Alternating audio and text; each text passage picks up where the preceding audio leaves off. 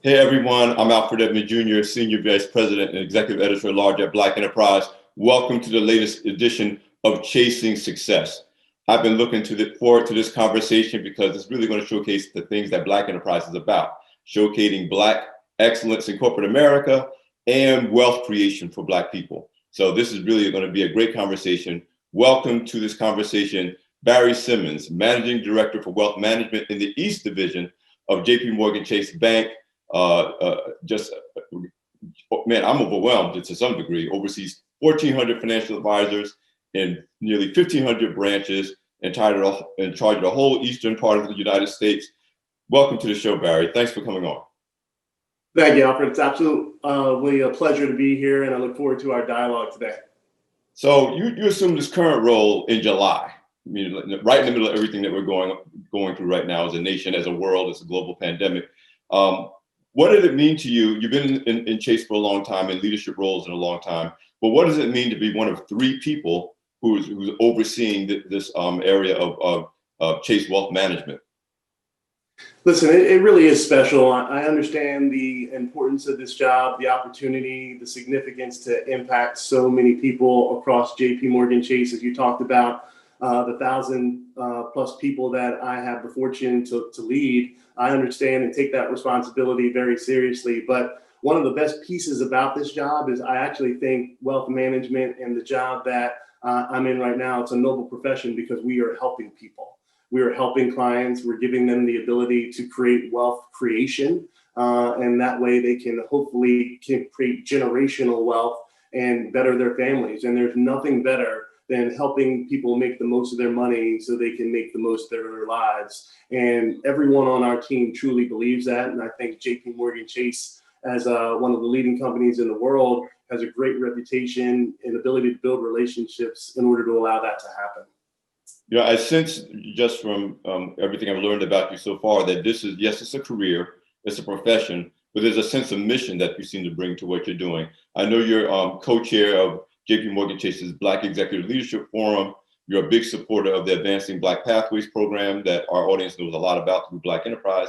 Talk about that sense of, professionalism, you have career goals, you have career ambition, but also a sense of mission and service that permeates, that I don't think everybody thinks about all the time when they talk about financial professionals and what they do for a living. Yeah, listen, I understand and appreciate that I'm very fortunate, but I absolutely am committed to making sure that I pay that forward. And, my success is only really gratifying as I see others follow in the same path and have great success as well. As you mentioned, I'm the co-chair of our Black Executive Forum, which is all of the managing directors, Black managing directors that are national and international within the company. And we're focused on making sure that we're developing and increasing our Black talent because there's so much opportunity. And I personally find it a responsibility of mine to make sure that I'm a part of that progress that we have to make. We have a lot of work to do. We have a long way to go. But leveraging my platform, leveraging the ability and the opportunities that I've had to be able to pass those experiences on to others, to help people grow, I feel that I'm doing my part. And that's something that I want to make sure that spreads, because it can't just be one or two people that are trying to drive this change and move things forward. It really does have to be a collective group. And that's one of the things I'm proud of, that JPMorgan Chase would even have a forum like that.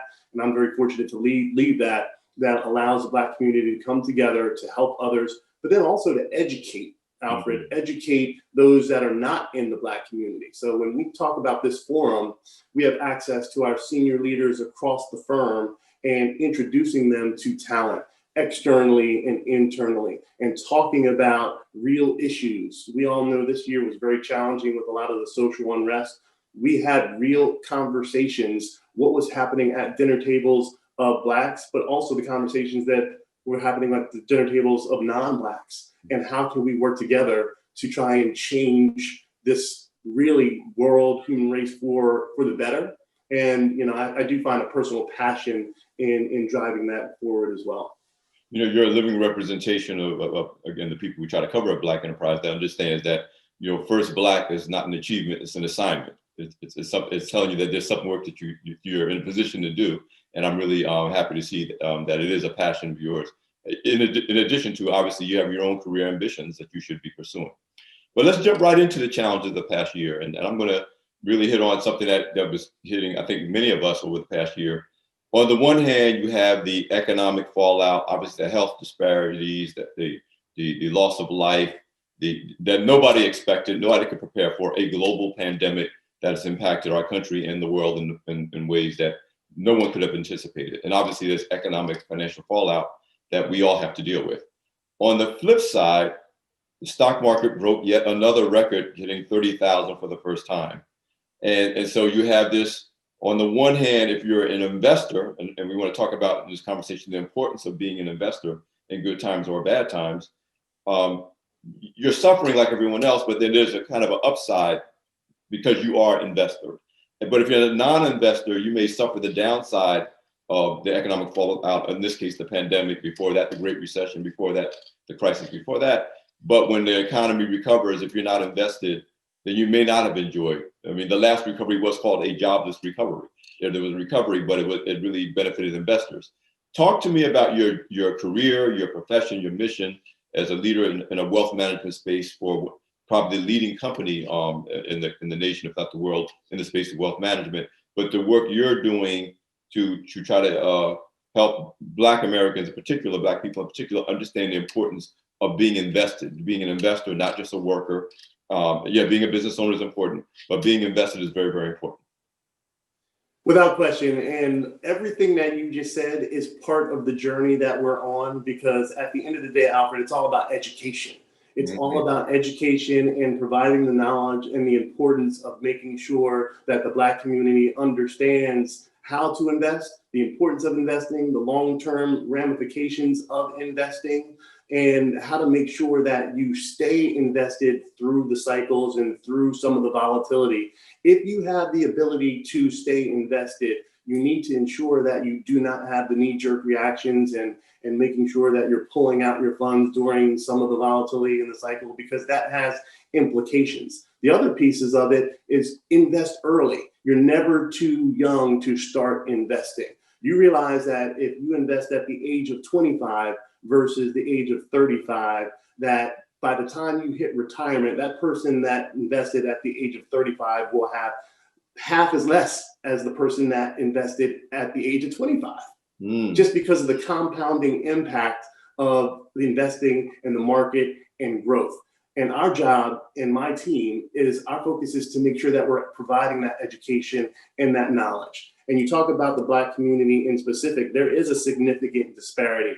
When you look at some of the stats, retirement accounts, while white families have 60% of white families have retirement accounts, and that is in comparison to Black families that have 34% have retirement accounts.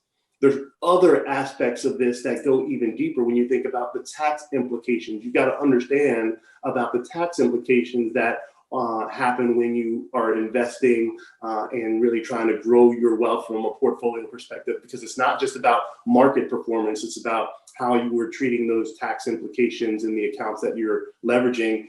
If you look at some of the FINRA data that recently came out, 25% of Black families have investable accounts, and that's in comparison to 36% of white families that have taxable investment accounts. So just that knowledge, that education, I think it's so important for us to make sure that we're sharing that and having these discussions. When you think about, we talked earlier about these dinner table conversations, these are the conversations that we need to start to have as well around how do you build wealth, how do you preserve wealth, how do you grow wealth, and then we need to focus on that next evolution of generational wealth transfer as well.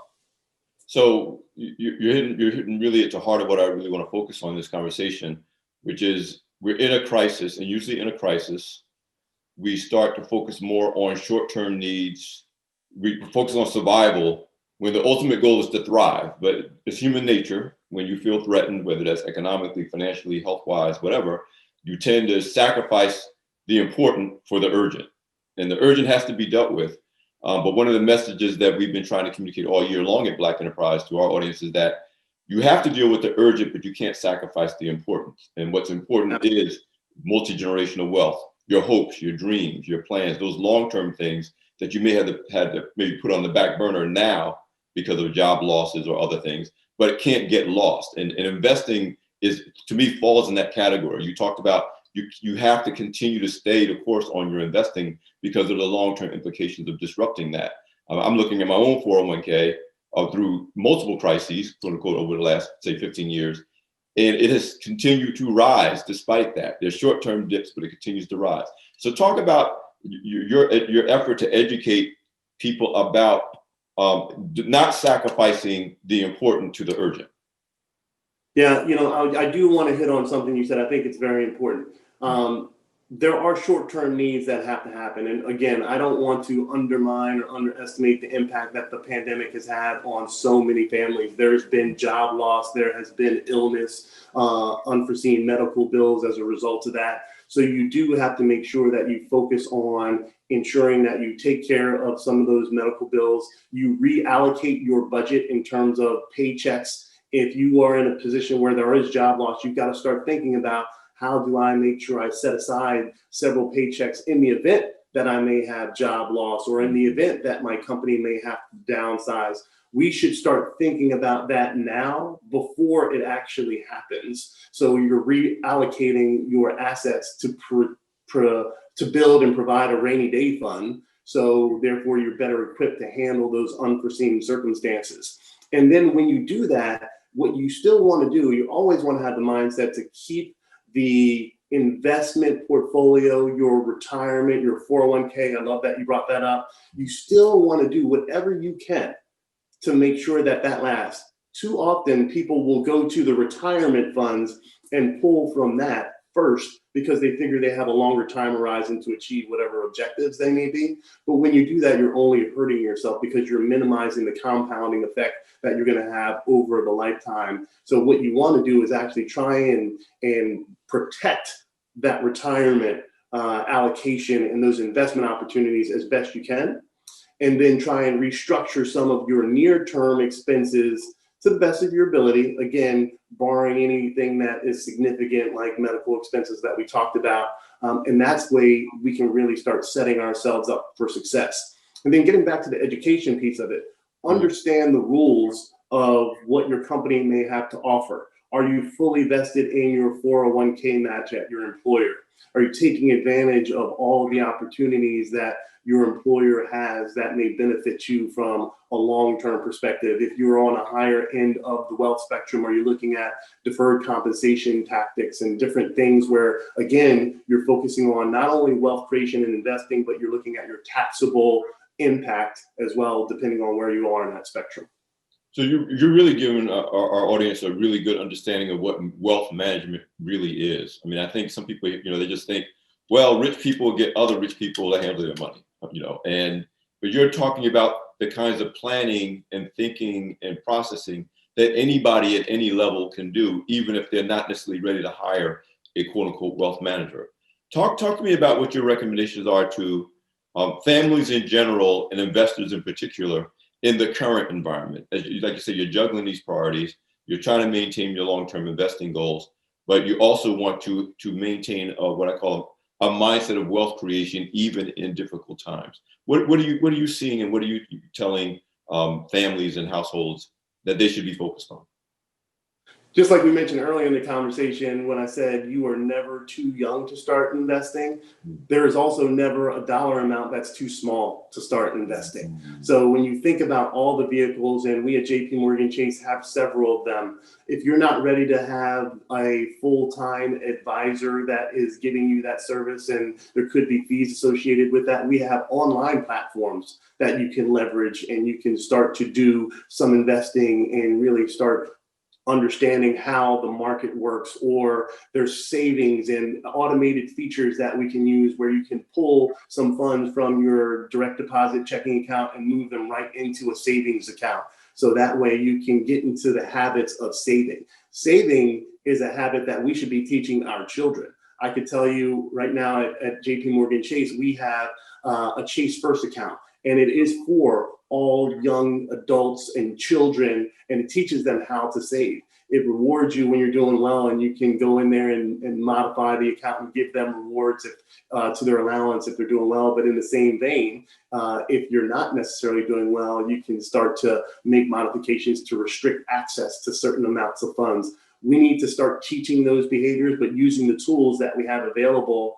And a lot of this is digital. So we need to become digitally savvy, and you can leverage much of this from the investment perspective as well, not only to learn, but also to execute. And the best thing about it is our JPMorgan Chase branches are everywhere around the country. You can walk into any branch, you can have a conversation with a banker or an advisor, and they can help you. Remember, regardless of how much wealth you have today, or if you've been sophisticated in investing, have the conversation and we can help get you started on the right path. And regardless of what bank you use, anyone, you should walk in and have that conversation as soon as possible. You know, you focus on something that's very, very important to me for my own personal experiences. You know, when I talk to people, and even I had to have this conversation with myself, you know, 20 years ago, people say, I don't have money to invest. I don't have money to invest. But the beginning of having money to invest starts with saving. Like you start saving, and suddenly then you start thinking about, where can I put this money I've accumulated? So talk to me, you know, a little more. I mean, you emphasized it, but I really want to drive that point home, that I tell people often your investment money is sitting in your closet. Your investment money is in the car that you bought that was probably a little bit bigger than you really needed. That if you can carve out 5-10% of every dollar you make and just put it to the side, as that grows, you'll start thinking about, where can I put this money that's and investing starts to happen. So talk some more about the real importance of making saving, literally not spending every penny that comes in, so that you eventually have money to invest, whether that's stocks, bonds, starting a business, whatever. That's where your investment capital comes from. Two things that you said that are extremely important. Saving is a fundamental behavior that we need to develop, and you're never too young to start having that mindset. I personally tell my children, and I have twin boys that are 10 years old and a baby girl that's 5 years old, and we already are having savings conversations at the dinner table. If I give you $10, you need to save half of it, and then the other half you can do with what you choose. But that saving mentality of not spending everything that you have and then wondering when you're going to get that next type of income always has to start early, and you have to build those behaviors. And as you start to do that, again, your wealth starts to accumulate over time. Now, the second half of that, though, which is so important, is you want to make sure that you are earning and helping those that wealth creation grow. So when you think about just putting cash in, to your point, the closet, the shoebox, under the mattress, that's not growing. That's not helping you continue to build wealth creation and then ultimately generational wealth transfer to your family and building a future in your legacy. So you've got to start to think about, how can I make this money grow and work for me? And that's where the compounding and the investing really comes into play, and working with a financial advisor to find a goals-based plan, whether it's for your retirement goals, it's for children's education, it's for that wonderful vacation and family dream that you may have. Whatever those goals are, our financial advisors can help you achieve those, but you need to make sure that you are starting investing. People always talk about making your money work for you. Your money's not going to work for you in a shoebox or under the mattress. So you have to have these conversations. And that's why that knowledge is power, and it's so important, and it's never too early to start. Yeah, talk to me about helping people to set financial planning priorities. So you have your short-term needs, emergency fund, which may have to sit in a relatively low interest savings account, because you got to get access to it quickly if you need it. But it's only there if you need it, not as your, mad money fund when you want to just go out and spend. But then there's mid-range goals, and then there's long-term goals, including having a plan for transferring the wealth to future generations, whether that's literally children or grandchildren, or whether it may be a cause or institution that you care about, but that the wealth goes to where you want it to go after you finish your transition on this time on Earth. Talk about the financial planning in terms of immediate goals and needs, mid-term goals and needs, and your long-term ultimate multi-generational goals and needs. Absolutely. So the first thing everyone must realize is everyone's plan is an individualized plan. Yeah. Everyone has a different plan, and it all depends on where you are within your life cycle. There are a couple things that you have to think about. Remember, investing is not a short-term thing. This is really a mindset when you're building goals-based plans for a long duration. So depending on your age and your time horizon in terms of when you want to achieve your goals, whether it be retirement or education, whatever it may be, that's going to change the output of your plan, which is why it's so important that you build a relationship with your financial advisor so you can discuss exactly what your goals and objectives are. And then we can build a plan to allow you to try and get there. So many times people are focused on market performance in 1 year versus the next, but that's not going to get you to your ultimate long-term goal, which is why we talk about don't get caught up in 1 year return. What is your goal? And are you on track to get to those goals? And are you working with a professional, or are you working with your own individualized investments to allow you to get to that longer term goal? But the key things you always need to realize is what is your horizon, and then what's your risk tolerance, right? Many talk about as you are younger, you have longer time horizons, so you can be more aggressive in potential circumstances depending on what your goals are. As you are coming closer to retirement, you may not want to be as aggressive, and you're looking for different income strategies that you may want to leverage. But it all is individualized based on what your personal objectives are and working with your financial advisor to achieve those goals-based objectives. The word you're using over and over again, it's important to me and to our audience, is planning. And I always tell people when you're approaching, you're seeking financial help, financial professionals, planning comes before products. And so many times people have brought, oh, I got this insurance policy and I got this stock, Right. and there's not with a plan. But the planning is what makes the investing effective. And that's what you and your team, your whole division does. It helps them with a plan based on their hopes and dreams. So they're not just buying a bunch of different products. Talk to me about what you're seeing and what you're advising specifically to entrepreneurs. Entrepreneurship is at the core of the Black enterprise ethos. Building business is a major pathway to building Black wealth in the current generation and multi-generationally. What are you seeing Black entrepreneurs go through in this environment, and what are you recommending that entrepreneurs focus on as we navigate through, quote unquote, the age of COVID and beyond? Yeah, listen, it's definitely a difficult time. There's no doubt about it from a business perspective, but we still want to make sure that we approach entrepreneurialism and focusing on your business with that mindset of it can be done, but you may have to make sure that you're looking at how you're structuring that business, diversification of the assets that you may be leveraging, the loans that you may be receiving to start your business.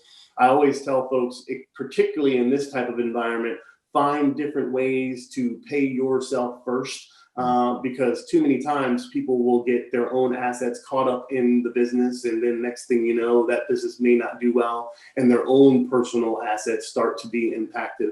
So this is part of that planning process. When you think about an entrepreneur and a business, it's the same conversation that we've been having about individual wealth creation and building a plan and what your goals are. You should work with a financial advisor to talk about how you can structure your endeavor, whatever that may be, whatever business that you're interested in, and talk about how can we open up this business and what type of corporation or LLC should I use, or what are some of the tax implications if I set up my business in a certain way, and then what are the long-term impacts of how I should grow this business, and how much of my own personal funding do I have the capacity to be able to leverage. And we have to be cautious in these times because you understand the environment and consumer behaviors, and particularly in this pandemic that we're unfortunately still in. But you need someone, and you should get someone to be along that journey with you, to give you advice and guidance and counsel from what not only they are seeing, but remember, JPMorgan Chase, with the thought leadership that we have access to many different strategies and many different experiences that we can share with our clients each and every day. So I think that's why it's so important to leverage the resources that you have. There's no need to recreate the wheel. Mm-hmm. And you said something that I thought was wonderful. Products, many companies have different products, and products is not the answer. Products is just, a part of the puzzle that fits into the plan that you and your advisor develop together. Once you develop that plan, then you start to find pieces of that puzzle that will help you achieve that goal. But you have to have the end in mind. You need to know where you're going before you can build that puzzle correctly. I'm sure because of what you do for a living, you always get that person that says, what stock should I buy now? Or like what, and you have to explain, well, I don't know what your life is about, what else is in your portfolio. It's not about finding that magic stock or that magic investment vehicle. Without the plan, without the goals, there can't be a plan. And without the plan, you don't know what to buy or what not to buy or what to sell.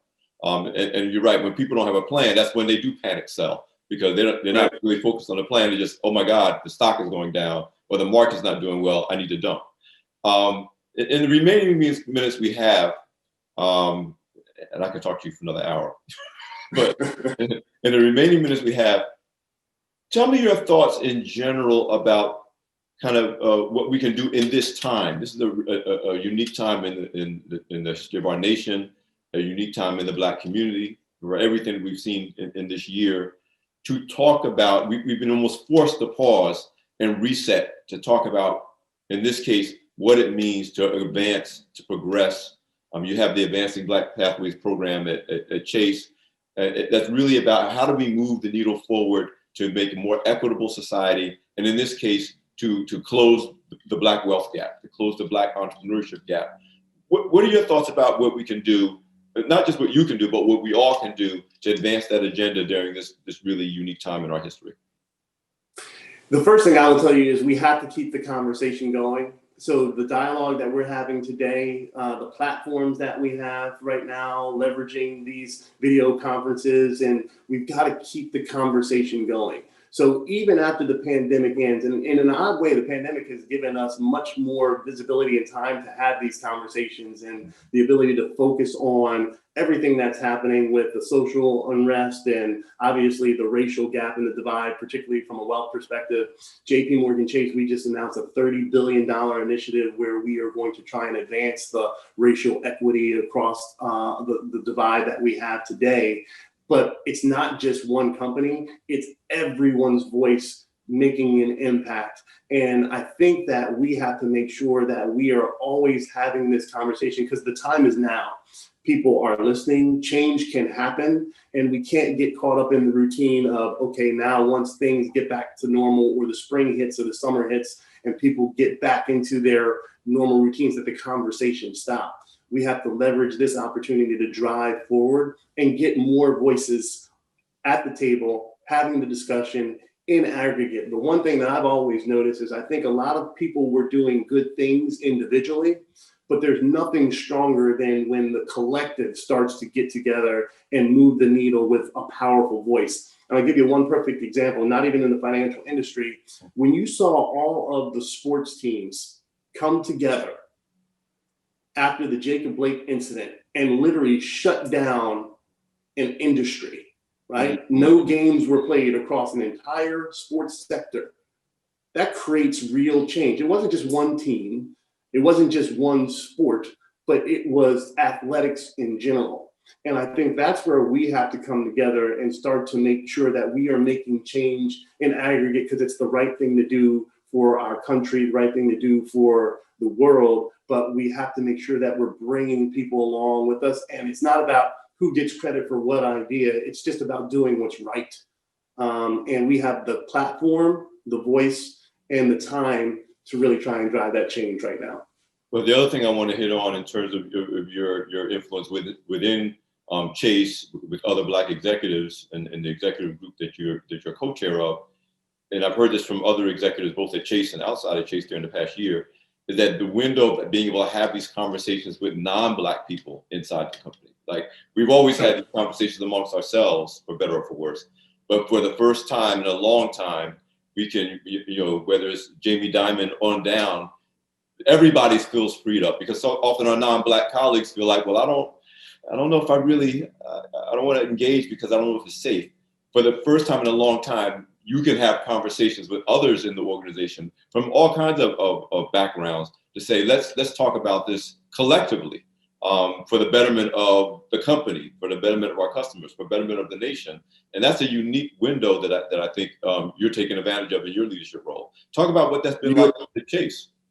Yeah, listen, you're absolutely right. There's no doubt about it. Everyone is listening, and we have an opportunity to absolutely share our voice and make change at this particular time. And we need to continue to drive that forward. One of the things I will tell you is we have several conversations across our organization at the most senior levels where we are really sharing the platform and talking about the opportunity. But what you said is so important. It can't always be the Black person or the person who has the burden who is sharing that story. We need others to start to share that story, the non-minority groups to start to share that story. But the good thing is now people are listening, they're learning, and they are taking the mantle and they are sharing their stories and they're learning and they're trying to figure out how to ways to make systemic change, right? Not just have a conversation, but how can we actually make change? And that is how things like the $30 billion initiative that I mentioned came about. And the fact that we continue to look for talent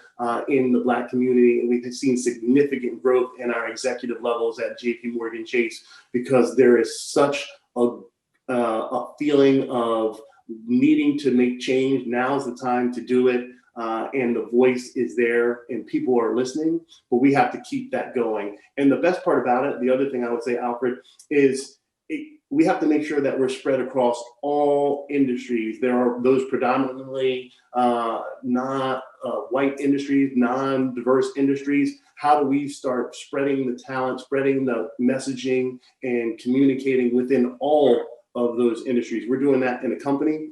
We need to do that in the society as well, because that's where we can make that scalable change on a long-term basis. Listen, man, Barry, that's a perfect note to end this conversation. Thank you so much for just taking the time. I know with everything you got going on, it was a real commitment for you to do this conversation with us. Thank you for just being our featured guest on Chasing Success today. My pleasure. Thank you. And I'm Alfred Edmond Jr., SVP at Black Enterprise. Thanks for joining us.